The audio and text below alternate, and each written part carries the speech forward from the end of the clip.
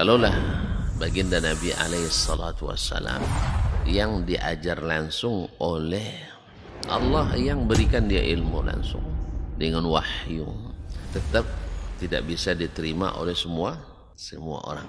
Innallaha la yarfa'ul ilma intiza'an yantazi'uhu min qulubil ibad walakin yarfa'ul ilma biqabdil ulama. Bahkan sebagian besar orang pada waktu itu menolak Nabi alaihissalatu wassalam. Tetapi Nabi sallallahu alaihi wasallam mengajarkan kita untuk tidak patah arang dan tidak pernah berhenti berdakwah.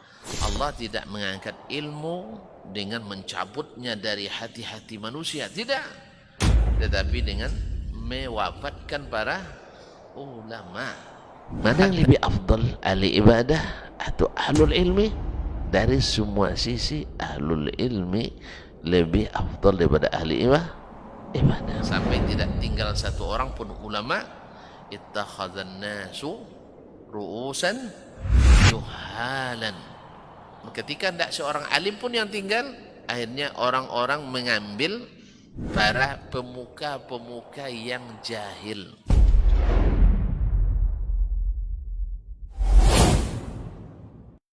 Bismillahirrahmanirrahim. Assalamualaikum warahmatullahi wabarakatuh. Alhamdulillahi rabbil alamin, wal aqibatu lil muttaqin, wala udwana illa 'alal zalimin. Asyhadu an la ilaha illallah wahdahu la syarika lah,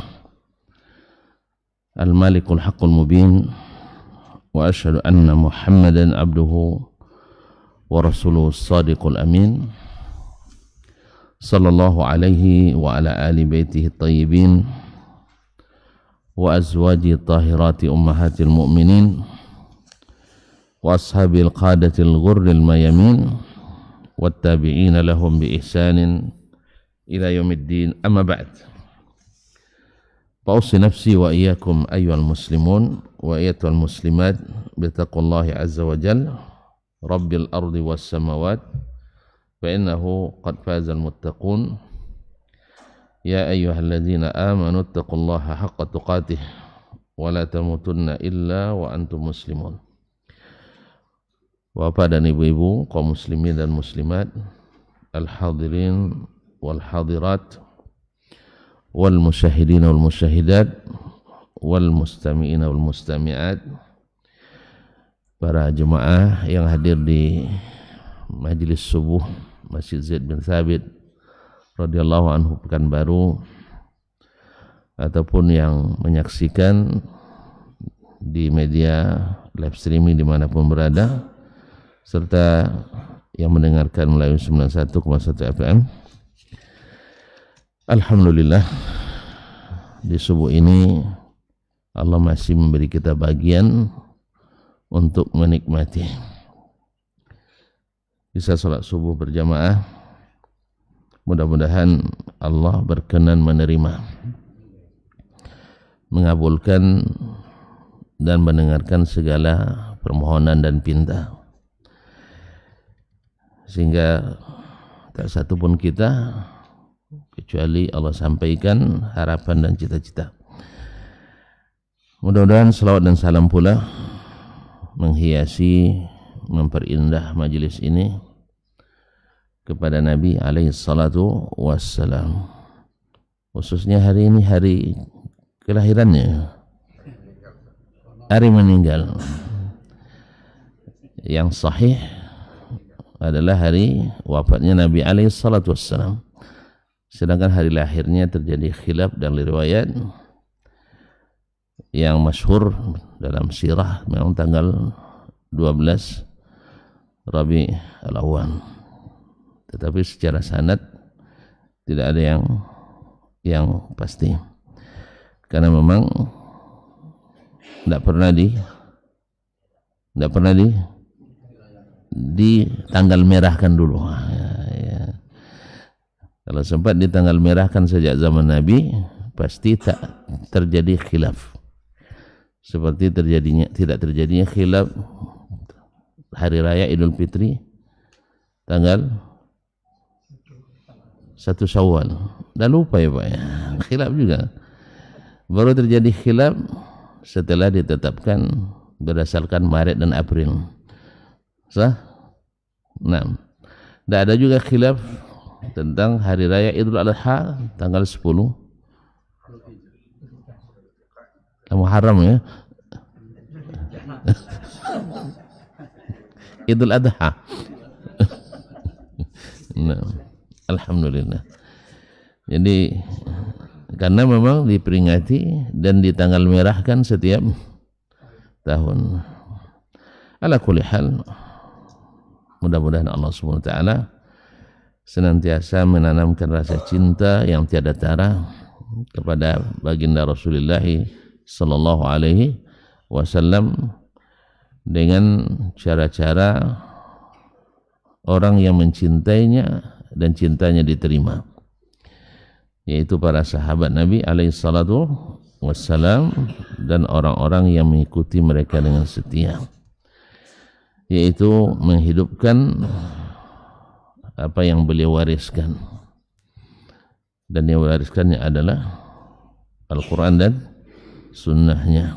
Mudah-mudahan Allah mudahkan kita mengikuti dan mengamalkan sesuai dengan kesanggupan. Sah? Sesuai dengan kesanggupan. Nasallallahu at-taufiq was-sadad.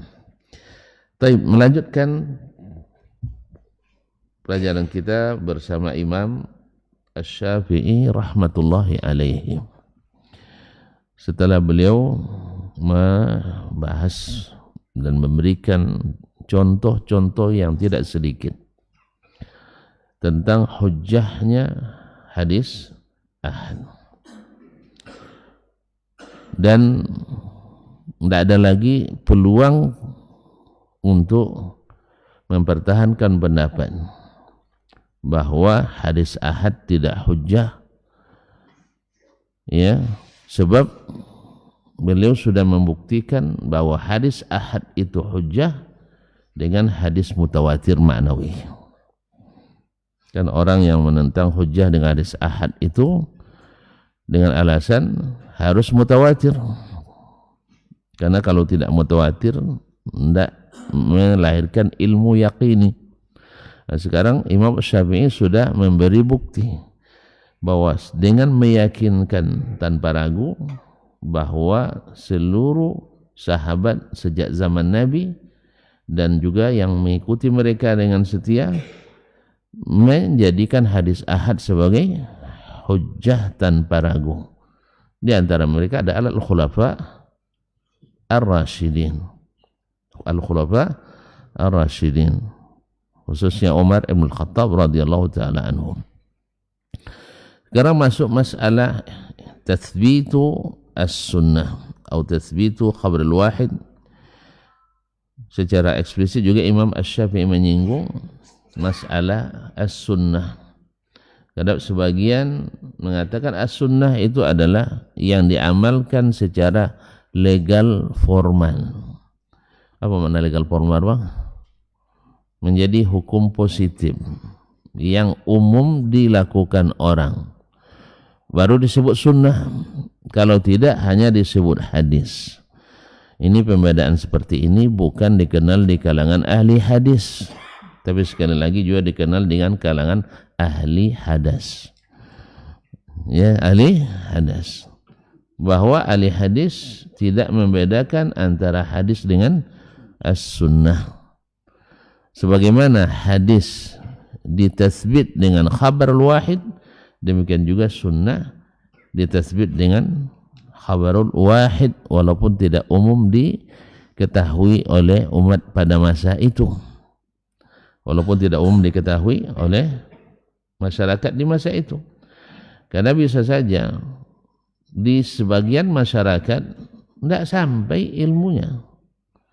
Kan masih ingat tuan-tuan baru tahu bahwa kita nyebutnya celana cingkrang, ya, iya tak? Artinya kain yang tidak menutupi mata kaki. Kapan tuan-tuan baru tahu? Yang paling tua coba angkat tangan. Kapan antum baru tahu itu? Kan baru-baru ini, setelah mengaji sunnah, bukan wirid orang tua-tua.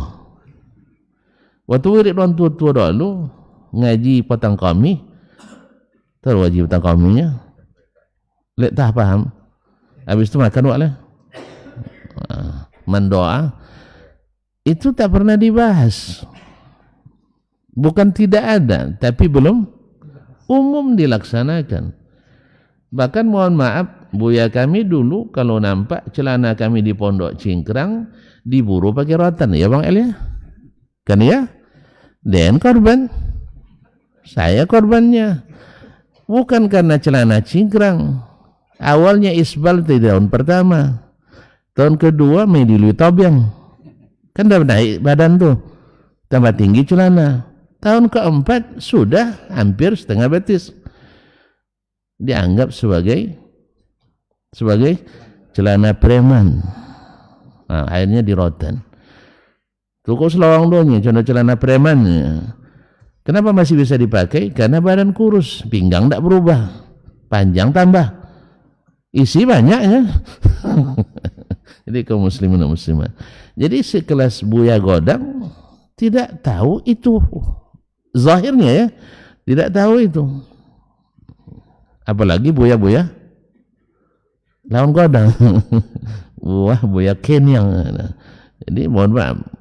Jadi bukan mereka tidak berilmu, tapi mungkin ini termasuk yang belum masuk prioritas, belum atau belum sampai ke komunitas, sehingga dianggap sebagai sesuatu pelanggaran.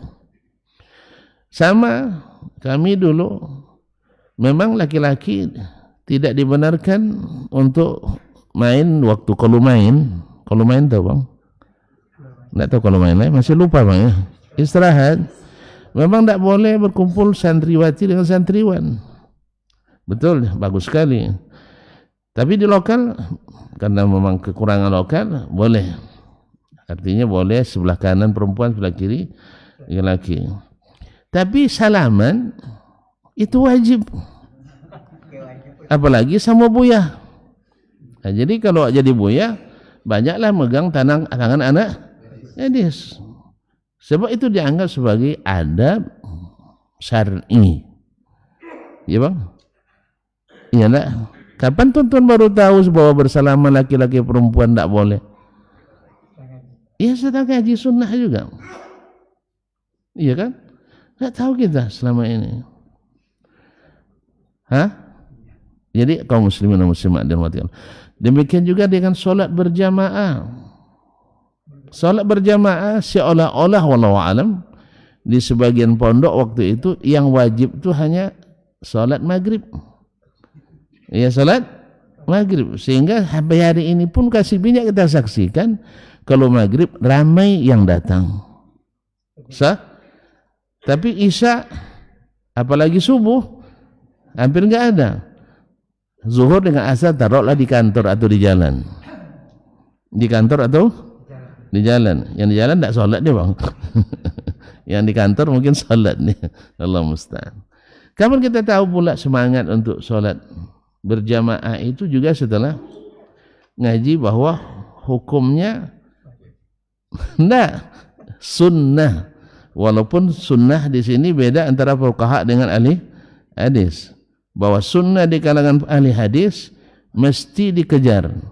Tapi kalau sunnah menurut para fuqaha ditinggalkan enggak apa-apa, enggak berdosa. Kan beda juga jadinya. Walaupun pada asalnya memang dianjurkan dikerjakan, tetapi kalau ahli hadis rugi ditinggalkan. Kalau para fuqaha enggak apa-apa ditinggalkan, sehingga seolah-olah ditinggalkan lebih baik. Buktinya sebagian besar ustaz kita masa dulu juga masih masa sekarang sengaja meninggalkan sholat berjamaah dengan alasan hanya sunat. Padahal Nabi alaihissalatu, apalagi kalau musafir, apalagi yang musafir dengan alasan musafir kan tidak wajib berjamaah. Sahih? Musafir wajib berjamaah? Enggak. Cuman lupa dia bahwa Nabi di waktu musafir nyuruh kita bertiga minimal. Kalau bertiga otomatis sholatnya berjamaah. Maka disuruh ada amir yang jadi imam. Sebagai orang enggak, walaupun jalannya berombongan, tapi sholatnya masing-masing. Kenapa? Karena cuma sunat, ditinggalkan enggak apa-apa. Padahal amir harus mengumpulkan orang itu. Sholat kita bareng semuanya. Karena rugi besar. 2.700% tambahan nilainya.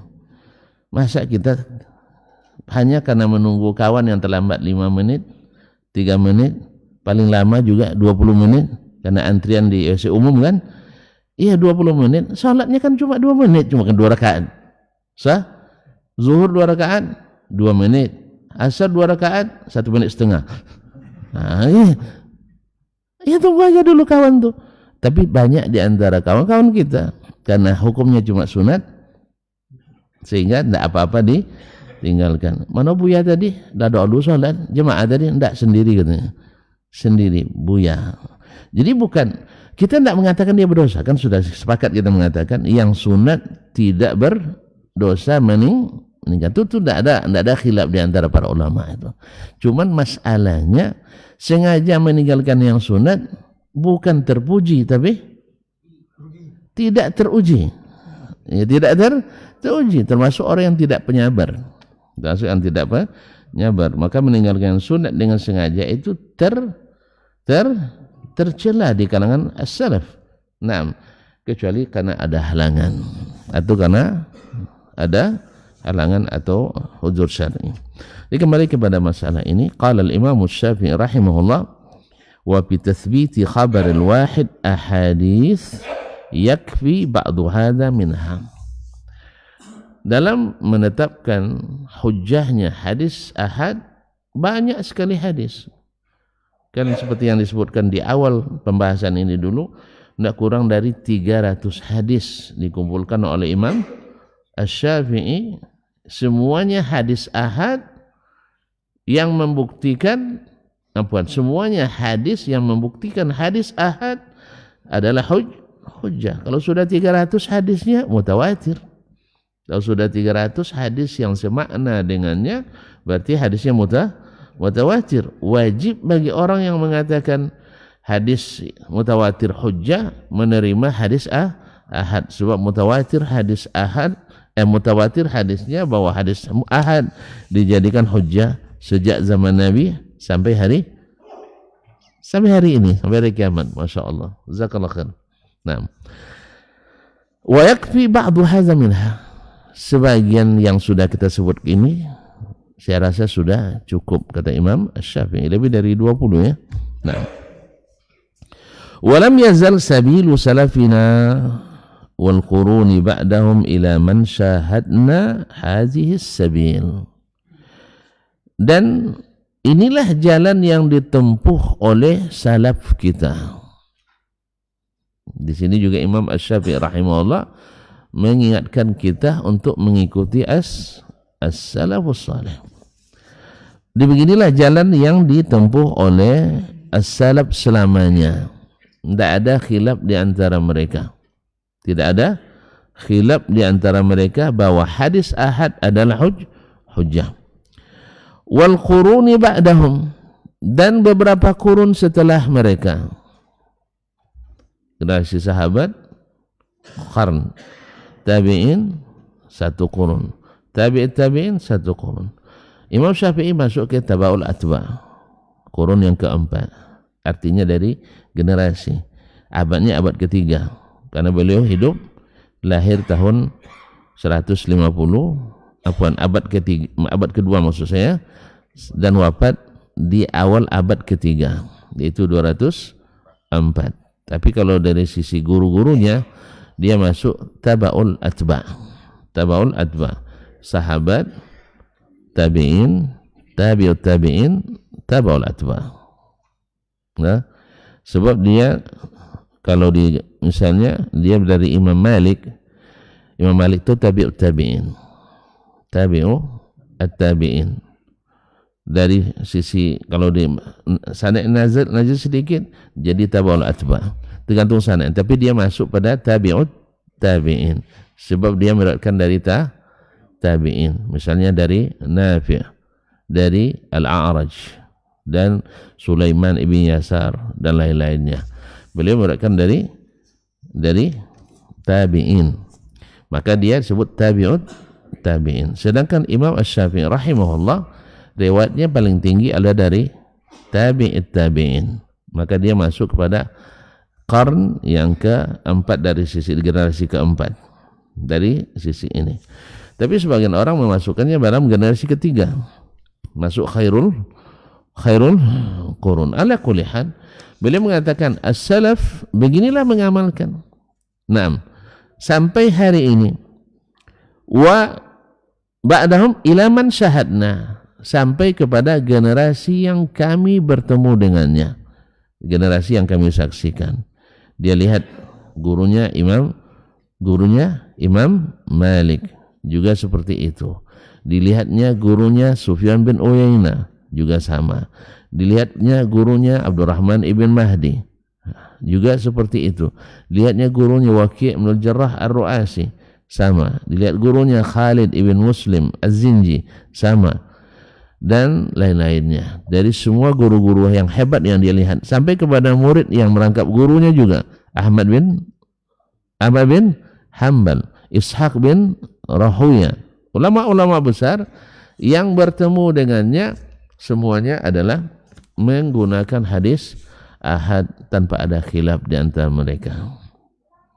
Lalu datang orang-orang yang menyia-nyiakan salat, orang-orang yang mendahulukan hawa lalu dan pikiran, sehingga mengatakan hadis ahad tidak digunakan sebagai hujjah, maka perkataan mereka khilaful ijma', maka seluruh pendapat, seluruh perkataan yang menyalahi ijma' maka tidak dianggap kecuali sebagai jalan dan pendapat yang sesat, yang sesat. Sesat enggak? Menyalahi ijma' sesat enggak? Kau tahu apa? Waliyahzaril ladzina yukhalifuna an amrihi an tusibahum fitnah aw yusibahum adzabun alim. Wa may yushaqiqir rasula min ba'di ma tabayyana lahul huda wa yattabi' ghaira sabilil mu'minin. Barang siapa yang menyalahi Rasul, membantah Rasul sallallahu alaihi wasallam setelah nyata baginya al-huda, nyata berarti sampai kepadanya hujjah. Al-huda itu adalah al-ilmu yang datang dari Nabi sallallahu alaihi wasallam. Karena Nabi diutus Allah membawa al-huda wa dinil haq. Al-huda al-ilmu nafi' wa dinul haq al-amalus salih. Jadi setelah jelas baginya al-huda, yaitu sunnah Nabi alaihi salatu wassalam, wa yattabi' ghaira sabilil mu'minin, dan menempuh jalan yang ditempuh oleh seluruh orang beriman. Di sini dalil ijma'. Orang mukminin semuanya memakai hadis ahad sebagai hujjah. Lalu dia menempuh jalan selain itu, tidak hujjah. Kenapa? Ya menurut saya tidak hujjah. Tidak ada orang beriman sebelumnya yang menolak hadis ahad sebagai hujjah. Tiba-tiba dia datang menolak hadis itu sebagai hujjah. Alasannya apa? Tidak sesuai dengan dengan teori ilmiah saya. Simpan aja lah teori ilmiah antum, metode ilmiah antum tuh. Memang para sahabat tidak punya metode ilmiah, tabi'in tidak punya metode ilmiah. Antum memakai metodologi di luar Islam. Ya, di luar Islam. Kalau mereka memakai metodologi Islam, dan sudah terbukti yang memakai teori di luar teori Islam selalu berada di pihak yang salah. Berada di pihak yang salah. Yang benar adalah yang memakai metodologi penelitian Islam. Gimana tidak? Karena ayat dan hadis itu datang dari yang maha teliti. Tuh tuan-tuan nak neliti lagi. Weh, datang ayat Al-Quran. Oh, ini perlu diteliti.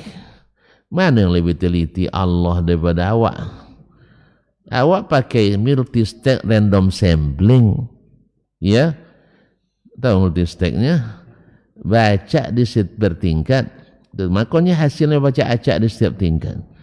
Kan dari penelitian kita pakai survei untuk mengetahui selera 5 juta orang, ambil 500 orang sampel, diacak-acak, maka hasilnya baca acak.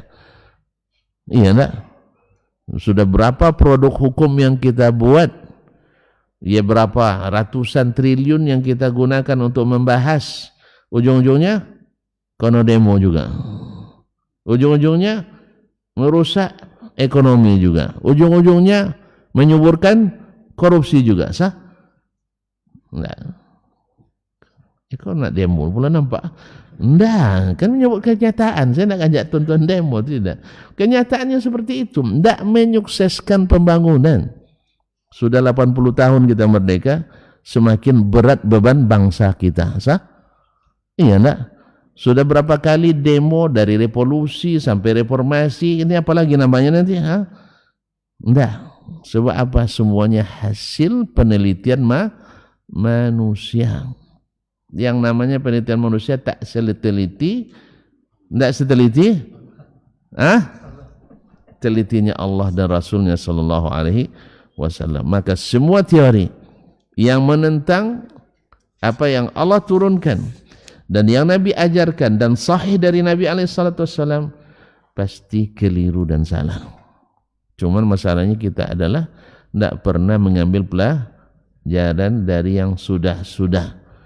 Akhirnya ialah temukan lagi teori baru, dan yang lama belum selesai, yang kedua sudah terbengkalai. Jadi tidak ada yang sehebat yang disampaikan Allah dan Rasulnya Sallallahu Alaihi Wasallam. Wa kadzalika hukiya lana amman hukiya lana anhu min ahli ilmi bil buldan. Demikian pula yang dihikayatkan, yang diceritakan kepada kami dari seluruh ulama di seluruh tempat. Yang ada ulama waktu itu ada di seluruh tempat. Sampai ke kami berita tentang mereka, manhajnya sama, menerima hadis ahad. Cuman ada suatu pertanyaan, bagi saya belum ada jawaban sampai hari ini. Mau tonton dengar? Ada jawabannya enggak? Kalau enggak, usah lah. Nanti bikin keraguan-raguan aja. Pernah saya lontarkan kepada salah seorang saudara saya, junior saya, calon doktor. Dikiranya saya terpengaruh oleh pemikiran orang liberal gitu. Takut juga tonton saya tuduh liberal nanti ya. Saya hanya menyampaikan nyata yang saya lihat. Menurut ahli sejarah, dan itu yang dikuatkan oleh para pakar kita di Indonesia, Islam masuk ke Indonesia sejak abad pertama lagi, atau di awal abad ke-2 Hijriah. Berarti tahun-tahun 100-an Hijriah sudah ada yang Islam sudah sampai ke sini. Bahkan ada yang mengklaim Ali bin Abi Thalib pernah mendarat di Surabaya. Ya. Ini masuk dalam kategori Nabi Adam turun di Gunung Bromo. Ini kategori ini. Atau masuk kategori ada gua di Jawa Timur yang terakses langsung ke Tanah Suci Mekah. Ini gara-gara pisah haji payah keluar. Karena banyak kasus. Ini model-model begini nih ya, kaum muslimin dan muslimat dirahmati Allah. Jadi ada klaim seperti itu.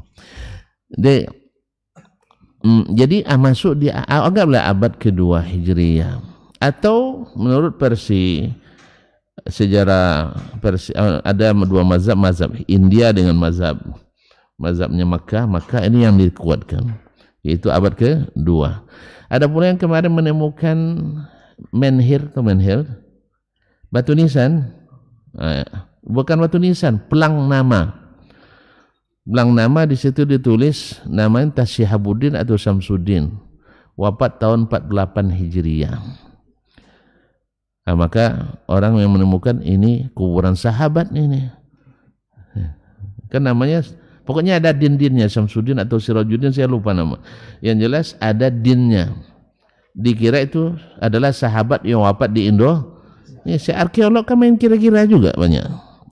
Dengan dasar ilmu mereka, tapi ilmu mereka dasarnya diperkirakan kan, yang diperkirakan umurnya 50 juta tahun kan. Iya. Ya kita anggapkan aja lah, karena kita tidak punya bukti yang membantah, iya, keahlian mereka. Cuman kalau ini gampang dibantah. Kenapa? Nama sahabat itu rata-rata tertulis dalam kitab-kitab. Kemudian nama yang pakai din, Nuruddin, Samsuddin, Muhyiddin, itu tidak dikenal di kalangan sahabat. Itu baru ada pertama itu ada di Syam di abad pertengahan, tahun-tahun 700-an, 800-an Hijriyah. Di situ mulai masyhur nama-nama Syamsuddin, Fadluddin, Syiabuddin, Sirajuddin, apalagi Tajuddin dan sebagainya. Itu bukan nama, gelar. Mahyudin tidak ada orang. Mahyudin tidak ada, hanya ada di Indonesia. Hanya ada di Indonesia. Ini mohon maaf ya, kita kepada para leluhur. Ya, mohon maaf kepada para ulama kita, para leluhur, mungkin beliau-beliau salah baca. Wallahu alam. Sebab ya ini mungkin karena kejahilan saya. Kalau ada yang nanti tolong diperbaiki ya. Tidak ada Mahyuddin dalam bahasa Arab. Yang ada adalah Muhyiddin. Muhyiddin. Ya, sampai hari ini saya masih yakin bahwa itu salah. Tapi kalau tuan-tuan masih bisa benarkan, ternyata Ustaz Dasman tidak pandai bahasa Arab, siap salah. Siap salah, tidak ada masalah. Nah, ini masalah kecil kan. Tapi menurut saya itu adalah kesalahan baca daripada ulama kita dulu. Kan yang baca kan ulama juga. Nah, salah baca. Tapi kalau ternyata saya yang salah, nanti saya siap salah. Tapi sampai hari ini saya tidak menemukan dalam kosakata Arab Mahyuddin. Yang ada adalah Muhyiddin. Dan memang para ulama dulu bukan Mahyuddin tapi Muhyiddin. Jadi mungkin salah baca. Sama ketika kami guru di pondok dulu, Ad-Dainuri itu umum di seluruh Indonesia tuh, sampai ke Nusantara semuanya. Baru saya tahu setelah ke Arab dan baca Dhabit atau kitab-kitab Ansab atau kitab-kitab Buldan, ternyata yang benar adalah Ad-Dinawari. Ad-Dinawari, nisbat kepada suatu tempat di Irak sana. Jadi bukan Ad-Dainuri. Nah, sampai karena dimakan rayap seperti titik di atasnya, jadi Zainuri. Nah, sehingga banyak pula bapak-bapak kita namanya Zainuri. Banyak ya. Sebenarnya dari Dinawari menjadi Dainuri, akhirnya ada titik yang tidak sengaja jadinya Zainuri. Nah, jadi Allah musta'an. Jadi kalau seandainya sempat bahwa ulama salah itu memang nyata. Makanya ulama siap aja salah, tidak ada masalah. Apalagi ustaz-ustaz kayak kita ini, siap salah, tidak ada masalah. Tapi dengan ilmu, bukan hanya dengan celaan, tidak paham, tidak ngerti, bodoh, bongak. Itu komentar orang bongak juga biasanya itu. Allah musta'an. Jadi kalau sempurna ilmunya, tidak ada masalah. Jadi kaum muslimin dan muslimat dirahmati Allah SWT, jadi dari seluruh negeri, kata Imam Syafi'i rahimahullah, para ulamanya sama menerima hadis ahad. Qala Syafi'i, kemudian beliau jabarkan. Jadi dia bawakan kaedah umum bahwa semuanya seperti itu. Ada bukti, ini bukti kata beliau. Qala Syafi'i rahimahullah, wajadna Sa'idan bil Madinah. Kami temukan Sa'id di Madinah. Siapa yang dia maksud di sini? Yaitu Imam Tabi'in, Sa'id bin Musayyib. Musayyib apa Musayyib? Enggak, tadi pertanyaan yang belum saya belum jadi ungkapkan ya. Yaitu masuk Islam ke Indonesia. Kan ini Imam Syafi'i menghikayatkan dari ulama-ulama seluruh negeri Islam. Tentu seluruh negeri Islam maksudnya. Ya, bahwa semua mereka sepakat hadis ahad itu dijadikan atau diterima sebagai hujjah. Pertanyaan saya, setiap negeri Islam yang dimasuki oleh Islam dari awal-awal lagi sudah lahir para ulama-ulama besar. Lahir ulama-ulama besar.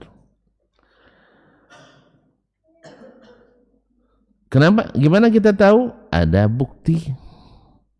Bukti tertulis dan tidak tertulis. Bukti tertulis, mereka meninggalkan buku-buku yang ditulisnya. Yang tidak tertulis, mereka punya murid-murid yang mengembangkan ilmunya dalam riwayat. Misal, masuk Islam di abad-abad pertama ke Irak. Lahir ulama-ulama besar di Irak. Sejak masa sahabat lagi. Sejak masa tabi'in. Sampai sekarang. Masuk Islam ke Mesir dari abad-abad pertama juga banyak ulama-ulama dari Mesir yang ada dalam sejarah keilmuan Islam. Masuk sampai ke Andalus di awal-awal abad juga. Lahir pula ulama-ulama besar dalam segala bidang keilmuan Islam, bahkan keilmuan umum pun lahir dari nama-nama yang besar itu, tertulis dan tak tertulis buktinya. Masuk ke wilayah Biladus Sind yang banyak stan-stannya itu. Ada Baluchistan, ada Pakistan, ada Afghanistan, ada Turkistan, ada Gestan. Pokoknya stan-stannya banyak di situ ya. Stan-stannya, stan itu artinya tempat, negeri. Itu maknanya stan di sana itu. Apa? Kontestan itu lain. Itu sudah sifat. Nah, jadi masuk ulama-ulamanya juga seperti Al-Busti dari kabilah Bust, kemudian dari As-Sindi, As-Samarkandi, Khawarizmi dan sebagainya, dari sana itu. Masuk kemana lagi? Ayo. Situ aja dulu ya. Ke Afrika Utara. Kalau dulu Afrika itu maksudnya yang Afrika putih. Kalau disebut Afrika dalam sejarah Islam, maksudnya adalah Afrika Utaranya itu, seperti Tunisia, Jazair, Libya, masuk Maroko. Tapi Maroko sudah disebut dengan Al-Maghribul Islami, yaitu wilayah barat Islam. Nah, sampai ke Andalus sana. Lahir pula ulama-ulama besar sejak awal. Nah, sekarang yang jadi pertanyaan besar yang mengganggu pikiran saya sampai hari ini, dan saya sering kemukakan dengan para pakar, bahkan di sebuah seminar pun saya sudah, di banyak berbagai seminar sudah saya lontarkan. Belum ada yang bisa memberikan jawaban sampai hari ini. Mana tahu tuan-tuan buat penelitian kan. Kenapa ketika Islam masuk ke negeri ini, Nusantara, masuklah Thailand misalnya, masuk ke sahta Filipina, sampai ke Malaysia, Brunei, Singapura, Indonesia. Saya tidak menemukan nama-nama itu dalam sejarah ilmu. Baik bukti tertulis, kitab-kitab ulama Nusantara, ataupun bentuk riwayat. Ya, misalnya Imam Syafi'i menukil dari Al-Kampari. Kan misalnya kan, menulis dari Al-Jambi atau Al-Palembani atau Al-Fadani. Tidak ada, kecuali di abad-abad ke-12 Hijriah. Jauh tidak, terlemparnya ke belakang kan. Zaman Imam Ibnu Hajar misalnya tidak ada. Baru ada tersebut nama-nama yang berbau Nusantara. Hemat saya, atau seingat saya sekarang, karena saya cari terus saya sambilkan ketika membimbing tulisan di S2, di S3 sambil melihat biografi para ulama. Saya coba mencari, ada sedikit bau-bau misalnya As-Sa'luki kan, jangan-jangan dari Solo ini kan. Nah, ternyata bukan. As-Sa'luki misalnya kan, atau As-Saksaki. Saya kira dari suku Sasak di NTB kan. Ternyata ditelusuri bukan juga. Nah, jadi jelas ya. Nah, atau Andalusi. Awalnya salah baca Andalasi. Jangan-jangan dari Andalas, Padang kan? Ternyata subhanallah belum sampai saya temukan nama yang berbau Nusantara di abad-abad pertama. Ya, kalau ada yang menemukan tolong beritahu saya. Sebab kita akan membuat kesimpulan ilmiah nanti dalam masalah ini. Apa sebabnya? Karena dia kan satu-satunya negeri yang Islam masuk dengan damai tanpa perlawanan kan Nusantara, Indonesia secara khusus. Saya khawatir kenapa damai, karena diajak makan sama pedagang-pedagang itu. Jadi lewat kenduri. Ditambah lagi waktu itu orang yang agama dominan negeri ini kan adalah Hindu yang berkasta. Lalu datang orang-orang Islam, orang saudagar kaya-kaya, mereka tidak membedakan kasta. Sehingga tentu, dan ini pada asalnya Allah ciptakan manusia dalam keadaan merdeka kan, sama semuanya kita. Yang membedakan hanya ketakwaan, bukan martabat dan status sosial.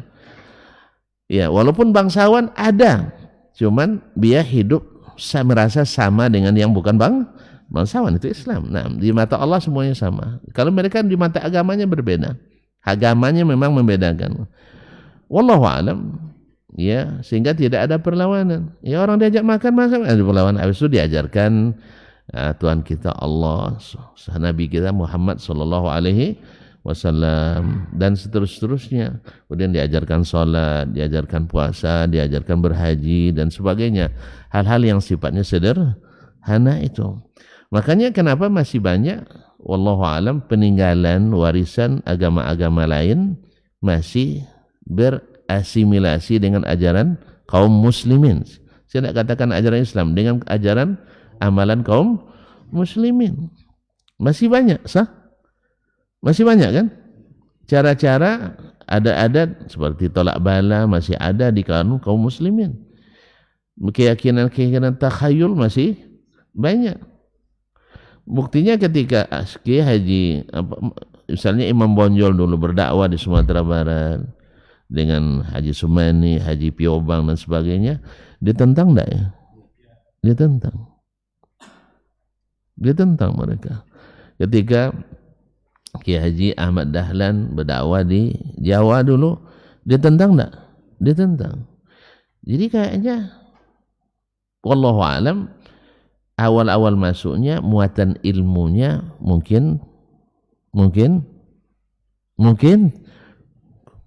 minus atau minim. Karena yang membuat pertentangan itu adalah ilmu. Kalau gitu enggak usah nuntut ilmu ya. Bikin pertentangan kita jadinya. Soalnya enggak pertentangan enggak usah ngaji ya. Ada yang sampai hari ini masih seperti itu. Jangan ngaji lah, kalau ngaji nanti babantah kok juaranya. Ada memang. Dan itulah yang membuat dulu orang tak mau ngaji sama Nabi alaihissalatu wassalam. Sejak datang Muhammad ni berbantah kita. Kan ya? Nah. Wallahu alam. Makanya negeri-negeri yang lahir ulamanya rata-rata mereka awalnya menentang. Setelah itu ditentang, akhirnya dilawan dengan hujjah dan juga dengan perang. Akhirnya mereka takluk, kemudian masuk ilmu Islam ke sana. Maka akhirnya yang masuk Islam belajar. Oh, ternyata memang kita selama ini keliru. Kan kita setelah belajar baru tahu itu keliru. Dulu nampak kuburan, kita tunjuk, kan harus digigit sampai lokam. Ya, kalau tidak lokam diulang lagi. Di mana dapat? Dari ajaran agama lain atau animisme yang dulu dianut oleh nenek moyang kita. Kapan tahu itu? Setelah kita belajar ilmu. Nah, awalnya ini ketika dirubah banyak juga yang menolak. Banyak yang menolak. Kemudian menyebar-nyebar ngantar-ngantar bunga ke kuburan.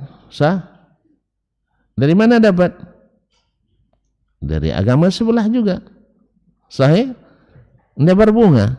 Masih banyak tidak dilakukan? Masih. Masih. Sebagian menganggap itu hanya tradisi. Iya, tapi tradisi keagamaan. Ya memang tradisi keagamaan. Memang tradisi boleh semuanya. Tradisi boleh semuanya? Tidak. Banyak tradisi Arab yang dianulir Nabi. Karena bagaimanapun tradisi tak mesti tidak mungkin terlepas dari keyakinan. Makanya dianulir.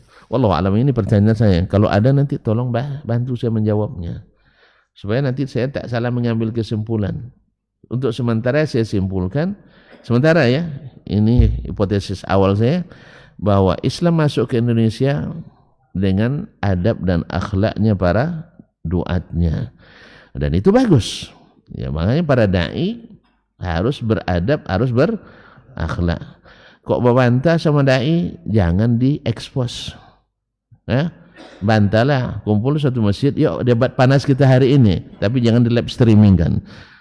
Jelas juga para jemaah juga jangan senang pula dengan ustaz berbantah. Wih, rupanya salah Ustaz Desmond itu ya katanya. Jadi gini akhirnya yang kalau nak mau kirim sesuatu bertambah, kirim berita dan isu.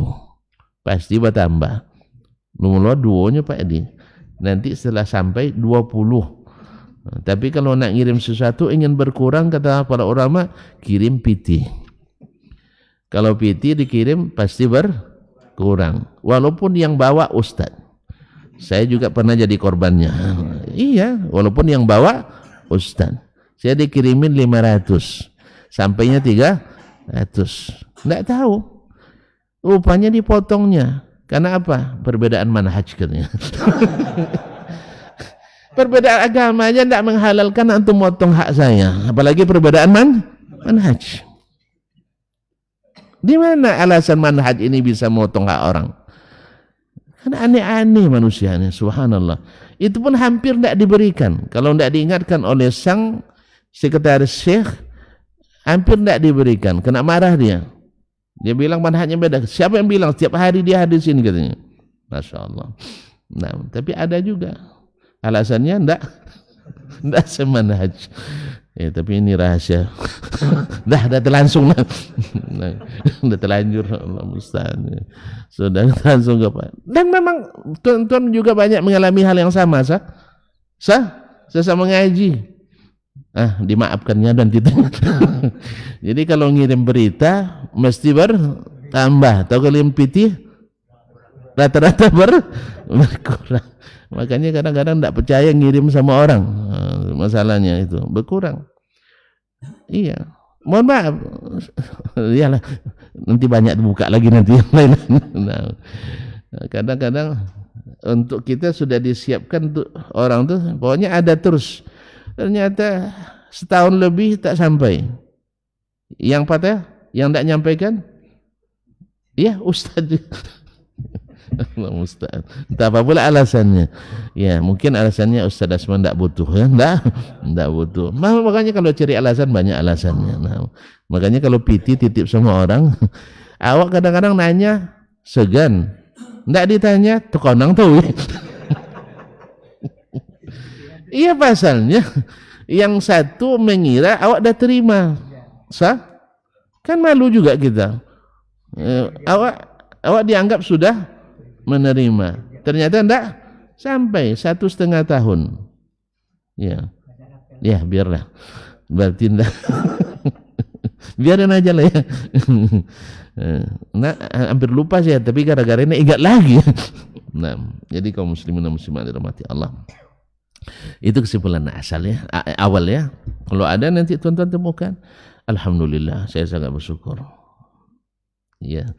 Makanya wajarlah tanpa perlawanan. Dan bukan kita tidak menghargai, kita hargai. Karena kalau bukan mereka dulu mendakwakan, entah kapan pula sampainya. Sahih? Nah, maksud saya adalah berarti kalau seandainya kita hari ini ditentang, itu maksud saya, ditentang karena memang kita mulai memasukkan muatan ilmu. Kalau hanya sekadar muatan mengiyakan apa yang ada, melegitimasi tradisi yang sudah jadi membudaya, maka tantangan tidak ada.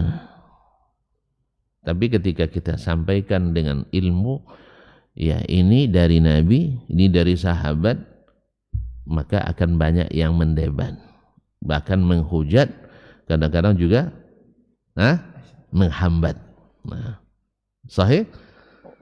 Kapan baru? Karena itu. Kalau dulu ketika wirid petang kami itu hanya baca tahlilan, baca yasinan, rata-rata tidak ada banyak nu bantar.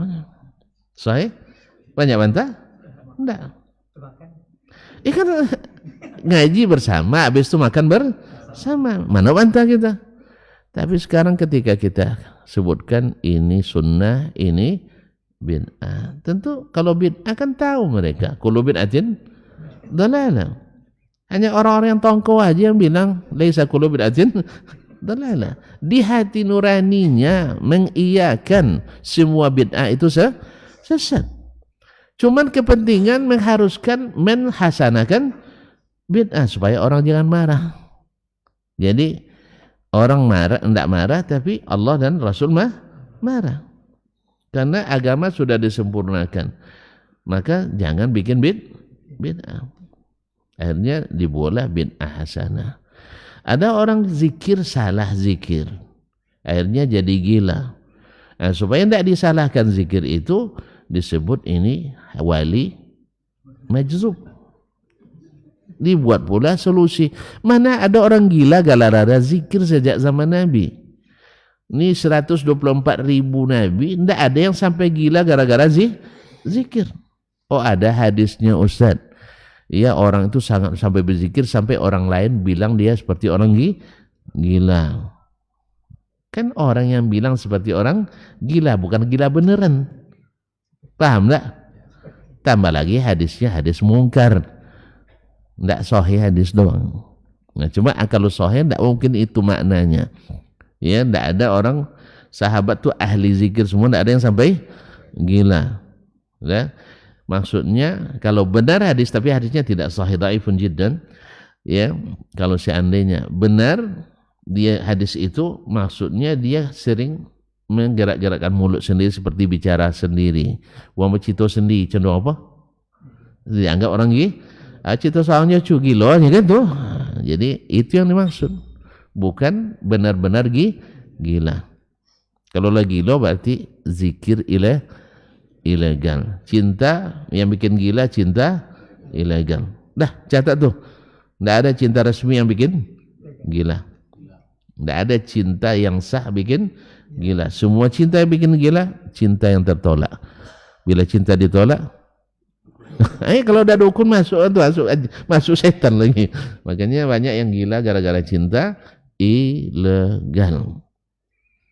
Talak 3 jatuh, sayang pun timbul. Itu gila jando.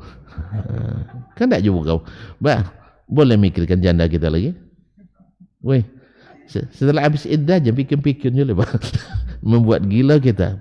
Makanya jangan sembarang jatuhkan talak. Nah, Pak, ini salah saya juga, Pak.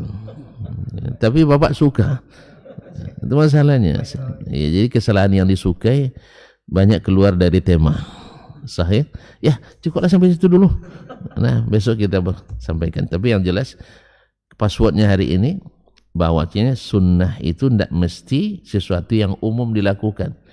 Kadang-kadang masih tersembunyi dari kebanyakan. Lalu datang hadis membawakan sunnah itu, maka tetap disebut sunnah. Walaupun hadis ahad. Dan hadis ahad mutawatir riwayatnya mengatakan hadis ahad adalah hujjah. Alhamdulillah. Dah. Ya, kalau ada yang nolak nanti hadis ahad, tahu kita ini bukan manhaj orang ahli sunnah. Dah, pasti sesat. Karena kalau di luar sunnah mesti sesat. Namanya non sunnah. Ya pasti sesat. Nah, sesatnya ada yang jauh sekali, susah dijemput. Ada yang sesatnya dekat-dekat. Jadi bunyi agung, bos wana. Tahu agungnya? Enggak tahu ya. Dulu kalau ada orang hilang bawa gong untuk carinya, sah? Nah, dia dengar nanti baru dia berteriak atau menyawa dalam bahasa kita dulu kan. Nah, baik, sampai sini dulu ya, jangan sampai hilang dibawa gong nanti tidak. Wabillahi taufiq wal hidayah, wallahu taala alam, wa sallallahu ala nabiyyina Muhammadin wasallam, wa subhanakallah bihamdik, asyhadu an la ilaha illa anta astaghfiruka wa atubu ilaik. Wassalamualaikum warahmatullahi wabarakatuh.